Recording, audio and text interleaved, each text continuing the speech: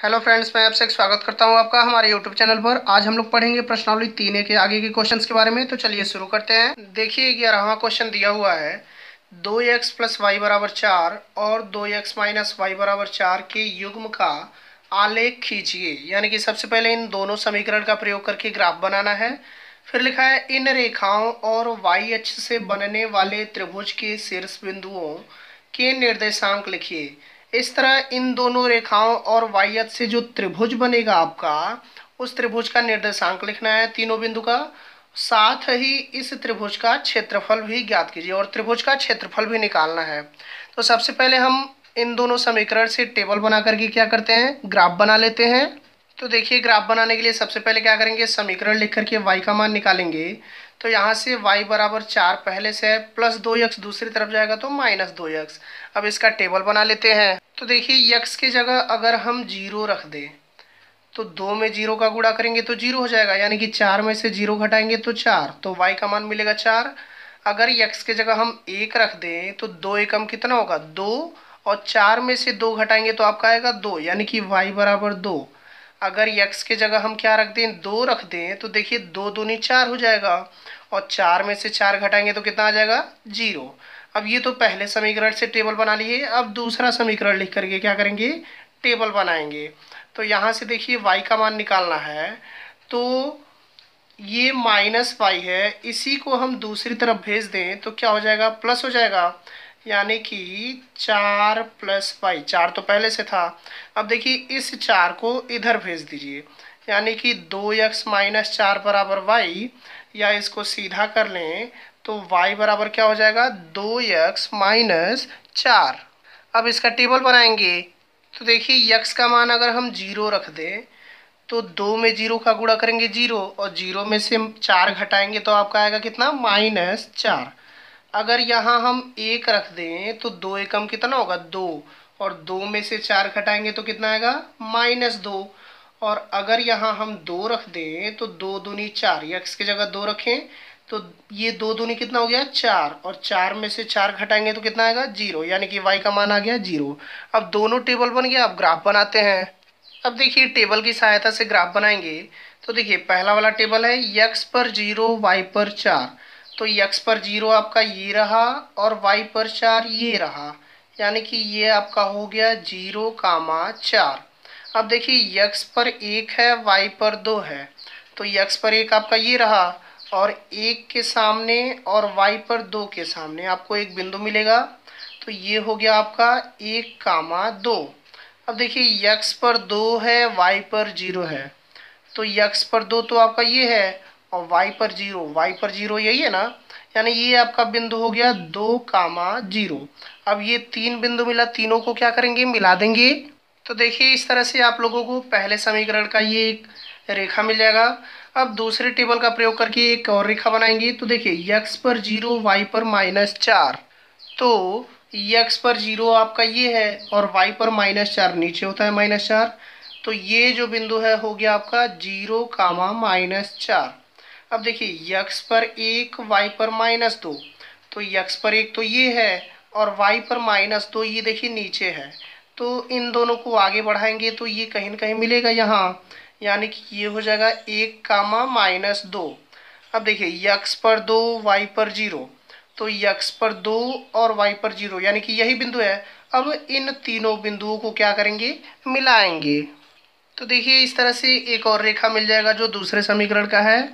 अब क्वेश्चन में कहा था कि इन रेखाओं और y अक्ष से बनने वाले त्रिभुज के शीर्ष बिंदु के निर्देशांक लिखना है। तो देखिए ये रेखा आपका हो गया और ये y अक्ष हो गया, यानी कि देखिए ये जो है ये आपका त्रिभुज बन रहा है ना, तो इसी त्रिभुज का तीनों शीर्ष लिखना है। आपको समझाने के लिए इसको हम पहले छायांकित कर दे रहे हैं। तो देखिए त्रिभुज को छायांकित कर दिए, अब आपको अच्छे से समझ में आएगा। तो यहाँ देखिए इसी त्रिभुज का शीर्षों का निर्देशांक लिखना है। तो ये आपका एक शीर्ष हो गया, इसका अगर नाम लिख लें ए, ये आपका देखिए दूसरा शीर्ष, ये अगर लिख लें बी, और ये आपका हो गया तीसरा शीर्ष, इसका नाम लिख लेते हैं सी। तो इसी ए बी सी का निर्देशांक लिखना है। तो देखिए ए का निर्देशांक सीधे सीधे यहाँ पता है 0, 4, तो यहाँ लिख लेंगे ए का निर्देशांक आपका हो जाएगा 0,4। इसके बाद यहाँ देखिए बी का निर्देशांक कितना है 2,0 और सी का निर्देशांक कितना है 0,-4। तो ऐसे ही बी सी दोनों का नोट कर लेंगे। तो देखिए इस तरह से बी का निर्देशांक हो जाएगा 2,0 और सी का निर्देशांक हो जाएगा 0,-4। ये तो वाई अक्ष और दोनों रेखा से जो त्रिभुज बना, इस त्रिभुज का नाम लिख करके एबीसी हमने निर्देशांक लिख लिया। अब क्वेश्चन में ये भी कहा था कि निर्देशांक लिखने के बाद ये जो त्रिभुज आपको दिख रहा है इसका क्षेत्रफल ज्ञात कीजिए। तो देखिए यदि त्रिभुज के तीनों शीर्षों का निर्देशांक पता हो तो त्रिभुज का क्षेत्रफल हम इसी सूत्र से निकालते हैं, आप लोग पढ़े होंगे। अब इसमें जो x1 y1 x2 y2 x3 y3 दिख रहा है वो क्या होता है, पहले वाले बिंदु का जो निर्देशांक होता है वहाँ से हमको x1 y1 मिलता है, यानी कि x1 आपका हो जाएगा 0 और y1 हो जाएगा आपका 4। दूसरे वाले निर्देशांक से x2 y2 मिलता है, तो x2 आपका हो जाएगा 2 और y2 हो जाएगा आपका 0। ये क्लास 9th में पढ़े होंगे आप लोग। और देखिए तीसरा वाला जो c का निर्देशांक है वो x3 y3 होता है, तो x3 आपका है 0 और y3 कितना है -4। अब देखिए x1 x2 x3 y1 y2 y3 तीनों मिल गया।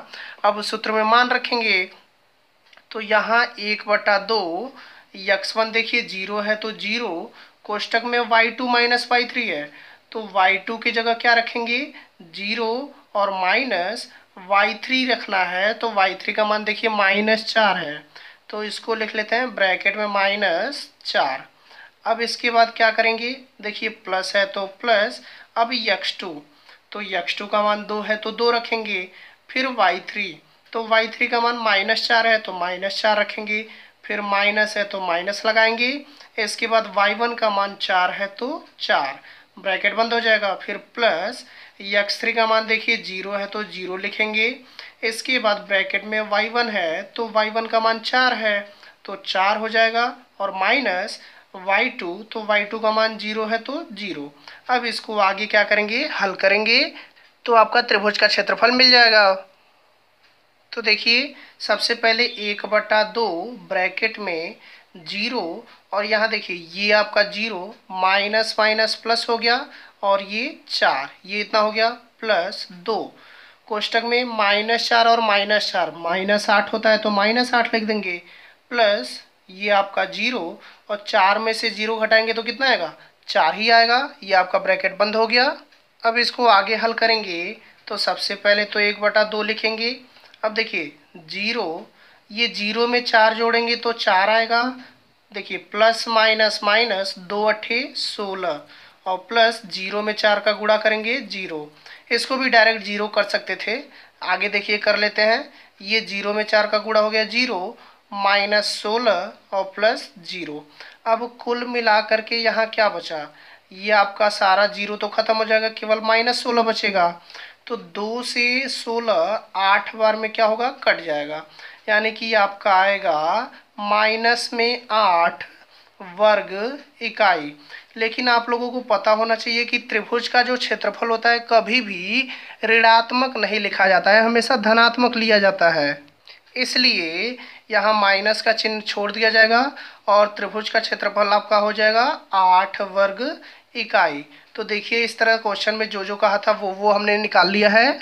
अब देखिए 12वां क्वेश्चन दिया हुआ है, के किस मान के लिए निम्न रैखिक समीकरणों के युग्म का कोई हल नहीं है। आपको 2 समीकरण दिख रहा है लेकिन दूसरे वाले में के लिखा हुआ है, तो कह रहा है के की जगह हम क्या रख दें कि दोनों समीकरणों को हल करने पर कोई हल ना मिले। तो देखिए कोई हल ना होने के लिए a1/a2 b1/b2 बराबर होना चाहिए, लेकिन c1/c2 बराबर नहीं होना चाहिए। तो पहले हम तुलना करके a1 b1 c1 और a2 b2 c2 निकाल लेते हैं। तो देखिए पहला समीकरण लिख लेंगे। अब इसमें एक का क्या करेंगे, पहले पक्षांतर कर लेंगे क्योंकि बराबर के पहले ही तीनों पद होता है, तो ये आपका हो जाएगा -1 क्योंकि उधर प्लस में था।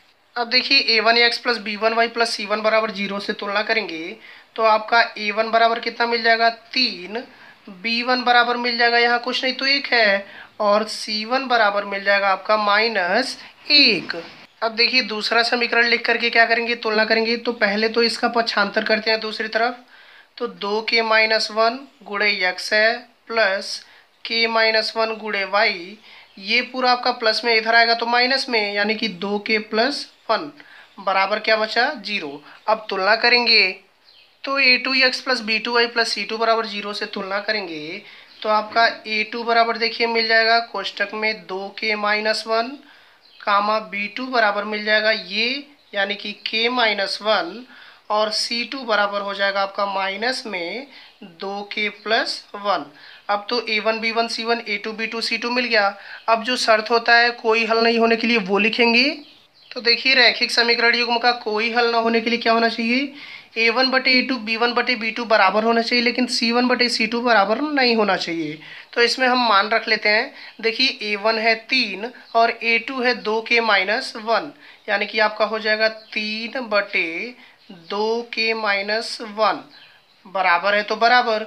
अब b1 का मान देखिए 1 है तो 1 हो जाएगा, और बटे b2 का मान k-1 है तो k-1। फिर उसके बाद बराबर नहीं का चिन्ह, और c1 का मान -1 है तो -1, और c2 का मान माइनस में 2k+1। अब क्या करेंगे, देखिए ये तो माइनस से माइनस कट जाएगा। अब यहाँ से ये तो इन दोनों के बराबर है नहीं, केवल यही दोनों आपस में बराबर है, तो इन्हीं दोनों को लेकर के आगे हमको हल करना पड़ेगा। यानी कि यहाँ से लिख सकते हैं या 3/2k-1 बराबर 1/k-1।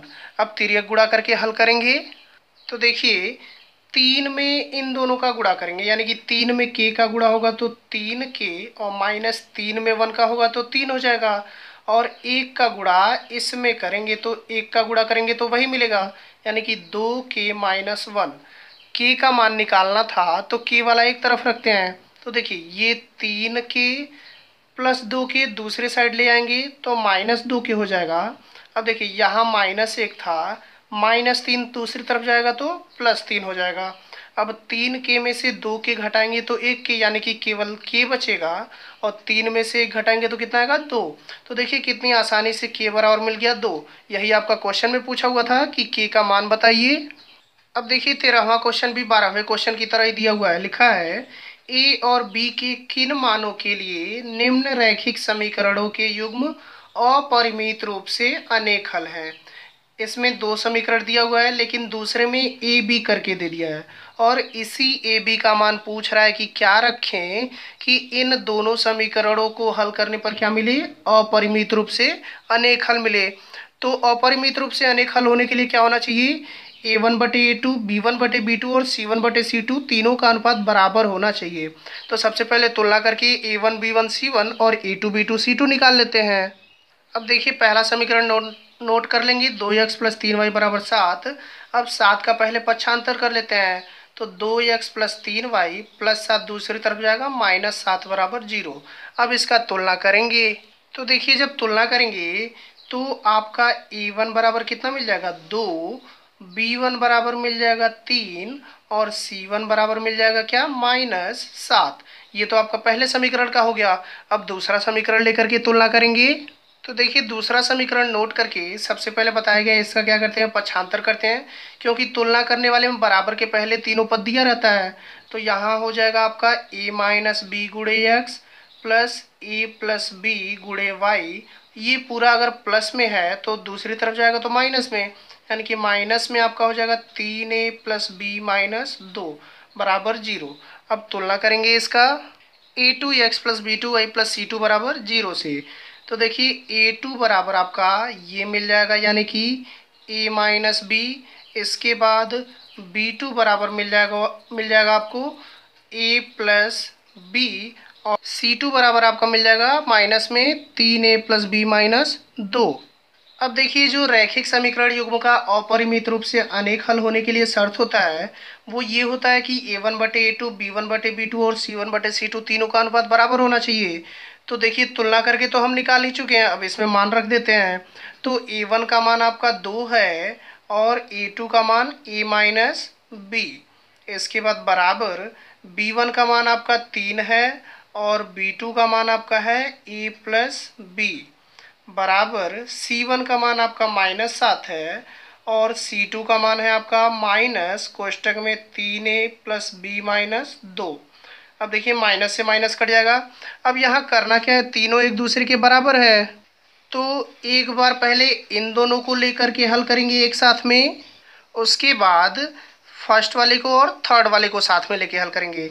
यानी कि पहले हल करेंगे 2/a-b बराबर 3/a+b को। तो देखिए हल करते हैं इसको। अब देखिए यहाँ से तिर्यक गुणा करेंगे, तो सबसे पहले 3 में अगर गुणा करें तो 3 में a का होगा 3a और 3 में b का होगा 3b, बीच में माइनस था माइनस लगा दीजिए। फिर 2 का गुणा a+b में करेंगे तो ये आपका हो जाएगा 2a+2b। अब करना क्या है, जो भी दिख रहा है ये ab सब एक तरफ कर लीजिए। तो 3a-3b पहले से था, प्लस 2a दूसरी तरफ गया तो -2a और प्लस 2b दूसरी तरफ गया तो -2b, बराबर क्या बचा 0। अब 3a से 2a घटाएंगे क्योंकि माइनस में है, तो आपका बचेगा केवल a। अब देखिए माइनस में 3b और माइनस में 2b, तो ये आपका हो गया माइनस में 5b बराबर 0। इस तरह से a और b में समीकरण 1 मिल गया। अब पहले वाले के साथ इस तीसरे वाले को लेके हल करेंगे तो आपको a और b में दूसरा समीकरण मिलेगा।